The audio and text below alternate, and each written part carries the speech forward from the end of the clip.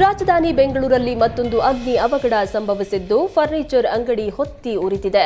ವೀರಣ್ಣಪಾಳ್ಯದಲ್ಲಿ ಈ ಅವಘಡ ಸಂಭವಿಸಿದೆ. ಫರ್ನಿಚರ್ ಅಂಗಡಿಯಲ್ಲಿ ಹೊತ್ತಿದ್ದ ಬೆಂಕಿ ಕೆನ್ನಾಲಿಗೆಗೆ ರಸ್ತೆ ಬದಿ ನಿಂತಿದ್ದ ಒಂದು ಟಾಟಾ ಎಸ್, 2 ಕಾರ್ ಕೂಡ ಸುಟ್ಟು ಭಸ್ಮ ಆಗಿದೆ. 3 ಅಗ್ನಿಶಾಮಕ ಸಿಬ್ಬಂದಿ ಬೆಂಕಿ ನಂದಿಸುವಲ್ಲಿ ಯಶಸ್ವಿಯಾಗಿದ್ದು, ಅದೃಷ್ಟವಶಾತ್ ಯಾವುದೇ ಪ್ರಾಣಾಪಾಯ ಸಂಭವಿಸಿಲ್ಲ. 20 ಕೋಟಿ ಮೌಲ್ಯದ ಸರ್ಕಾರಿ ಆಸ್ತಿ ಒತ್ತುವರಿ ಗಲಾಟೆ ನಡೆದು ಮಹಿಳೆ ಅಸ್ವಸ್ಥಗೊಂಡಿದ್ದಾಳೆ. ವಿಜಯಪುರದ ತಿಕೋಟ ತಾಲೂಕಿನ ಇಟ್ಟಂಗಿಯಾಳ ತಾಂಡದಲ್ಲಿ ಈ ಘಟನೆ ನಡೆದಿದೆ. ಜಿಲ್ಲಾಧಿಕಾರಿ ಟಿ. ಭೂಬಾಲನ್ ಆದೇಶದ ಮೇರೆಗೆ ತೆರವಿಗೆ ಮುಂದಾಗಿದ್ದು, ಕಂದಾಯ ಇಲಾಖೆ ಹಾಗೂ ಪೊಲೀಸರ ಸಮ್ಮುಖದಲ್ಲಿ ಜೆಸಿಬಿ ಬಳಸಿ ತೆರವಿಗೆ ಮುಂದಾಗಿದ್ರು. ಈ ವೇಳೆ ಸ್ಥಳೀಯರು ವಿರೋಧ ವ್ಯಕ್ತಪಡಿಸಿದ್ದು, ಪೊಲೀಸರ ಜೊತೆಯಲ್ಲಿ ತಳ್ಳಾಟ ನೂಕಾಟ ಆಗಿದೆ. ಈ ವೇಳೆ ರೇಷ್ಮಾ ರಾಠೋಡ್ ಮೂರ್ಛೆ ಹೋಗಿದ್ದಾಳೆ.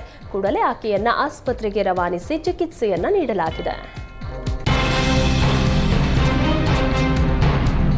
ಬೆಂಗಳೂರಿನಲ್ಲಿ 2ನೇ ವಿಮಾನ ನಿಲ್ದಾಣಕ್ಕೆ 3 ಸ್ಥಳ ಗುರುತಿಸಲಾಗಿದ್ದು, ಏಪ್ರಿಲ್ 7ರಿಂದ 9ರ ನಡುವೆ ಕೇಂದ್ರ ತಂಡ ಸ್ಥಳ ಪರಿಶೀಲನೆಗೆ ಆಗಮಿಸಲಿದೆ ಎಂದು ಸಚಿವ ಎಂಬಿ ಪಾಟೀಲ್ ಹೇಳಿದರು. ಪ್ರಾಧಿಕಾರಕ್ಕೆ 1.21 ಕೋಟಿ ರೂಪಾಯಿ ಶುಲ್ಕ ಪಾವತಿಸಲಾಗಿದೆ. ಕನಕಪುರ ರಸ್ತೆಯಲ್ಲಿ 2 ಮತ್ತು ನೆಲಮಂಗಲ ಕುಣಿಗಲ್ ರಸ್ತೆಯಲ್ಲಿ 1 ಜಾಗ ಗುರುತಿಸಲಾಗಿದ್ದು, ಭಾರತೀಯ ವಿಮಾನ ನಿಲ್ದಾಣಗಳ ಪ್ರಾಧಿಕಾರದ ತಂಡ ಆಗಮಿಸಿ 3 ಸ್ಥಳಗಳ ಪರಿಶೀಲನೆ ನಡೆಸಲಿದೆ ಅಂತ ಹೇಳಿದರು. ವಿಮಾನ ನಿಲ್ದಾಣ ಪ್ರಾಧಿಕಾರಕ್ಕೆ ಪತ್ರ ಬರೆಯಲಾಗಿತ್ತು. ಪ್ರಸ್ತಾಪಿತ ತಾಣಗಳ ಕಂದಾಯ ನಕಾಶೆ, 10 ವರ್ಷಗಳ ಹವಾಮಾನ ವರದಿ ಸಿದ್ಧಪಡಿಸಲಾಗಿದೆ ಎಂದರು. ಯಾದಗಿರಿ ತಾಲೂಕಿನ ಸುಕ್ಷೇತ್ರ ಮುದ್ನಾಳ ಗ್ರಾಮದಲ್ಲಿ ಜಗದ್ಗುರು ಸಿದ್ದಾರೂಢ ಮಹಾಸ್ವಾಮಿಗಳ ಅದ್ದೂರಿ ಜಾತ್ರಾ ಮಹೋತ್ಸವ ನಡೆಯಲಿದೆ.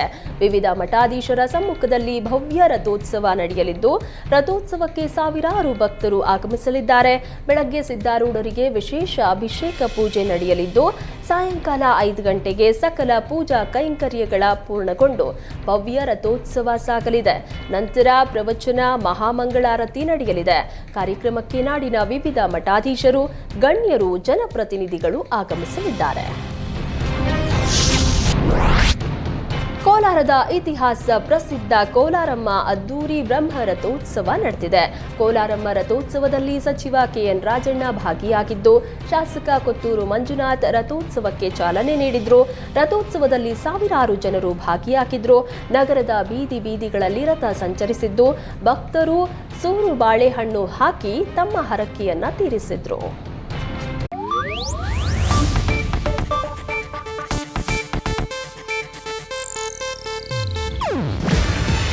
ಇದು ಏಷ್ಯಾನೆಟ್ ನ್ಯೂಸ್ ನೆಟ್ವರ್ಕ್ ಪ್ರಸ್ತುತಿ.